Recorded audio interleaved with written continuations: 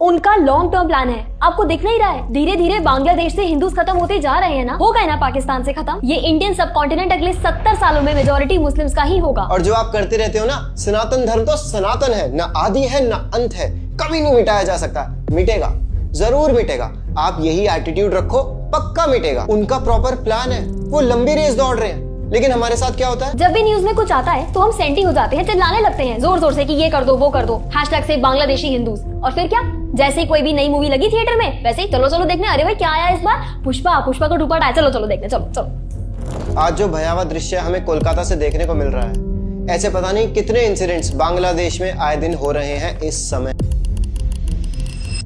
लेकिन वहां से ना कोई ऑटोप्सी रिपोर्ट आएगी, ना ही वहां पर कोई मीडिया कवर करेगा। और अगर न्यूज में नहीं आएगा तो हम भूलते चले जाएंगे, और भूलते भी जा रहे हैं। कभी सोचा है ऐसा क्यों होता है? क्यों हमें ये टाइम टू टाइम झटके लगते रहते हैं? और लास्ट झटका हमें कब लगा था? Kerala story, Kashmiri files, whatever. हमारा कुछ प्लान ही नहीं है, हम कुछ सोचते ही नहीं है लॉन्ग रन का, कोई स्ट्रैटेजी ही नहीं है हमारी। कभी सोचा ऐसा क्यों होता है? क्योंकि हम अपने सनातन धर्म में प्रतिष्ठित नहीं है। वो अपने अल्लाह को जानते हैं, लेकिन हम अपने कृष्णा को नहीं जानते। वो अपने जीसस को जानते हैं, लेकिन हम अपने राम को नहीं जानते। और जो ये सब बोल रहे हैं ना कि जो होता है भगवान की इच्छा से होता है, भगवान ही सब कुछ कर रहे हैं, अब हम क्या ही कर सकते हैं? तो आप एक बात बताओ, हम भी तो भगवान के अंश हैं। भगवान तो पूर्ण रूप से स्वतंत्र हैं, और क्योंकि हम भगवान के अंश हैं तो हमें भी थोड़े ही प्रोपोर्शन में सही स्वतंत्रता मिली हुई है। आपके एक्शंस आपके कंट्रोल में है। हाथ पर हाथ रखकर मत बैठो, वरना जब ये सब आपके घर में घुस जाएंगे ना, तब आप बोलते रहना सब भगवान करा रहे हैं। देखो, भक्त बन जाने का मतलब ये नहीं होता कि आप हाथ पे हाथ रख के बैठ जाओ, ठीक है? हर तरह के लोग चाहिए होते हैं सोसाइटी में, क्षत्रियस भी चाहिए होते हैं। पर सच बात यह है कि आप लोग जो देख रहे हो इस बारे में कुछ नहीं कर सकते हैशटैग से बांग्लादेशी हिंदूज बोलने के अलावा। कम से कम काफी सारे लोग वीडियोस तो बना रहे हैं, कुछ बोल तो रहे हैं, लेकिन उसके अलावा और लोग क्या कर रहे हैं? वीडियो भी नहीं बना पा रहे, और बनाएंगे भी कैसे? वीडियो बनाने के लिए शब्द कहाँ से आएंगे?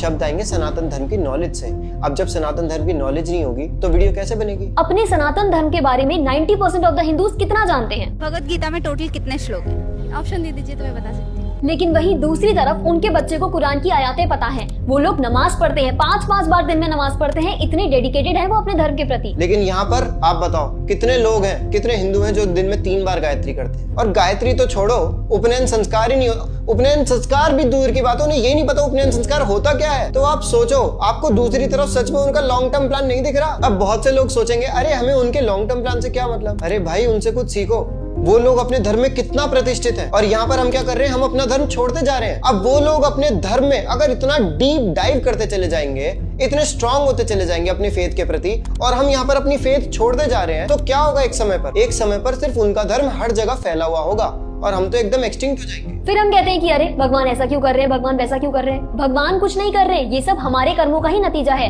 हम लोग रिएक्टिव हैं, हम लोग प्रोएक्टिव नहीं हैं। अगर हम पहले जाग गए होते तो आज ऐसा ना होता, और अगर हम आज जाग जाएंगे तो फ्यूचर में ऐसा नहीं होगा। आज जो बांग्लादेशी हिंदुओं के साथ हो रहा है, उसका कारण वो नहीं, हम हैं। हमारा यूनाइटेड ना होना है, हमारा सनातन धर्म की तरफ आते हुए डेंजर को डिटेक्ट ना कर पाना है। और जाग जाने का मतलब ये नहीं है कि कराटे सीख लो, सेल्फ डिफेंस सीख लो। जब दंगे हो रहे होते हैं ना, तो किसी के हाथ में बंदूक होती है, किसी के हाथ में तलवार होती है, कोई पत्थर फेंक रहा होता है, तब ये किक बॉक्सिंग और मार्शल आर्ट्स काम नहीं आते हैं। 4-4, 10-10 लोग चढ़ जाते हैं आपके ऊपर, कितने कराटे कर लोगे? ये सब एक पर्टिकुलर एनवायरनमेंट में अच्छा लगता है, जहाँ पर एक ऑडियंस होती है, जहाँ पर एक सेम वेट कैटेगरी में मैच होता है, लेकिन दंगों में ये सब नहीं चलता। जाग जाने से मतलब ये है कि अभी अपने सनातन धर्म के बारे में जानो। जब अपने सनातन धर्म को सही मायने में जानोगे ना, तब यहाँ से दिल से सही मायने में अपने धर्म के लिए अप्रिसिएशन निकलेगी, और जब वो निकलेगी ना, तब आप अपने धर्म की रक्षा के लिए मरने मिटने को तैयार हो जाओगे। धर्मो रक्षति रक्षिता, जो अपने धर्म की रक्षा करता है, धर्म उसकी रक्षा करता है। लेकिन ये ताकतों से भी बड़ा, अगर कोई सनातन धर्म का दुश्मन है, वो है यूएसए,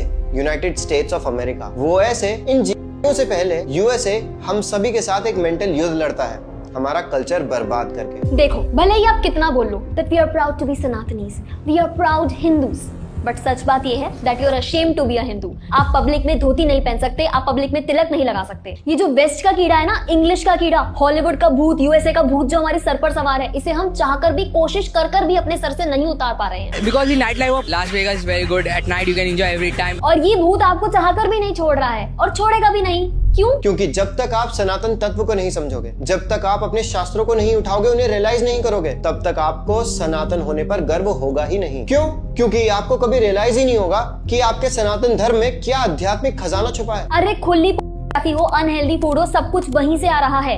ये हॉलीवुड ने हमारे बॉलीवुड को शेप दिया है और इस बॉलीवुड के कल्चर ने हमारे समाज को, नेटफ्लिक्स हो, अमेज़न प्राइम हो, सब कुछ वहीं से आ रहा है। वेस्टर्न ताकतों ने पूरी तरह से हमारे कल्चर को टेक ओवर कर लिया है। बचा कुचा काम ये कोरियन कल्चर ने कर दिया है। सारंगी। अरे एक बार खुद सोचो, जब तक हमारी कॉन्शियसनेस ये कोरियन शोज में घुसी रहेगी, बॉलीवुड हॉलीवुड इन सब चीजों में घुसी रहेगी, तब तक क्या ही होगा। ये यूएसए सिर्फ हथियारों से नहीं लड़ता, वो पूरे कल्चर खत्म कर देता है, कल्चर के खिलाफ वॉर लड़ता है। अगर कोई भी देश में कोई भी सरकार उसे थोड़ी सी भी पावरफुल होती नजर आती है ना, तो वो अंदर तक घुसकर जब तक उस सरकार को गिरा नहीं देगा, जब तक उस कल्चर को खत्म नहीं कर देगा ना, तब तक वो चैन की सांस नहीं लेता। ये शक्ति है उस देश की। तो आप क्रोनोलॉजी समझो, यूएसए और ये वेस्टर्न पावर पहले हमारे कल्चर पे अटैक करके हमें अंदर से खोखला बनाती है, और जब हमें सनातन धर्म पर, हमें खुद के सनातन होने पर गर्व ही नहीं रहता, तब इन इन आतंकवादियों से हम क्या ही लड़ेंगे। आप एक बार खुद विचार करके देखिए। क्योंकि यहाँ से धर्म के लिए लड़ने का कारण तो खत्म कर दिया ना वेस्टर्न इन्फ्लुएंस ने।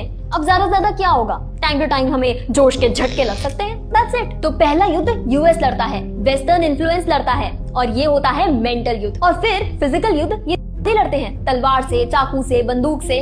और फिजिकल युद्ध वो जीतता है जिसके पास लड़ने का एक स्ट्रॉन्ग कारण होता है, जो अपने धर्म में प्रतिष्ठित होता है। अच्छा, अब एक और कारण है यूएसए का हमारा सबसे बड़ा दुश्मन होने का, और वो है जियोपॉलिटिकल कारण। अब वो कैसे? यूएसए तो एकदम अपोजिट साइड है ना, वो तो हमसे सबसे दूर है। समझाते हैं, देखो, कोई भी व्यक्ति होता है वो अपना घर परिवार बढ़ाने के बारे में सोचता है। वो सोचता है कि यहाँ पर जमीन ले लूं, जमीन लेने के बाद सोचता है चलो अब यहाँ पर एक प्लॉट ले लेता हूँ, प्लॉट के बाद चलो अपनी बीवी के नाम भी एक प्लॉट ले लेता हूँ। सोचता है ना, ये एक नॉर्मल ह्यूमन टेंडेंसी है, एक्सपैंड एंड बिकम पावरफुल। हाँ, भक्तों को, आध्यात्मिक मार्ग पर जो लोग हैं उनको ये सब शोभा नहीं देता, लेकिन ये एक नॉर्मल ह्यूमन टेंडेंसी है। और यही सेम एटीट्यूड हमें कंट्रीज से देखने को मिलता है। चाइना को ताइवान चाहिए, रशिया को यूक्रेन चाहिए, और यूएसए को तो सब कुछ चाहिए। लेकिन भारत ने कभी इस तरह से सोचा ही नहीं, हमेशा से बस बड़ा प्राउडली डिफेंड करता रहा है कि जी हम तो सनातन धर्म की भूमि है, पहले कभी अटैक नहीं करेगी, वासुदेव कुटुंबकम। और यही कारण है कि आज अखंड भारत क्या से क्या बन गया है। और अगर ऐसा ही चलता रहा तो अगले 60-70 सालों में हम 25 से 30% और श्रिंक हो जाएंगे। वासुदेव कुटुंबकम कहने में तो बहुत अच्छा लगता है, that the world is one family, लेकिन यहाँ बात जो पॉलिटिकल पॉइंट ऑफ व्यू से हो रही है, ना कि आध्यात्मिक पॉइंट ऑफ व्यू से। क्योंकि आध्यात्मिक पॉइंट ऑफ व्यू से तो सभी भगवान के अंश हैं, हम सभी